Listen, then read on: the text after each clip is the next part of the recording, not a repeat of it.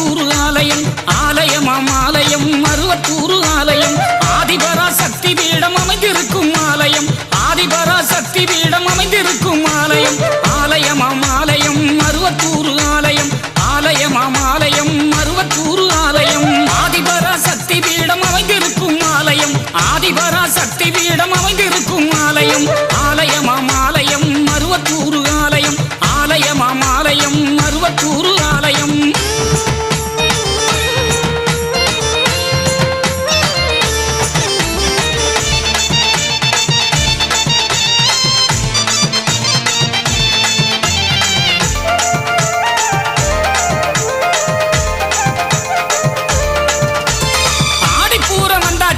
ஆனந்தமே வந்தாச்சு ஆதிபரா சக்திக்கு தான் கஞ்சி காய்ச்சி ஊத்தியாச்சு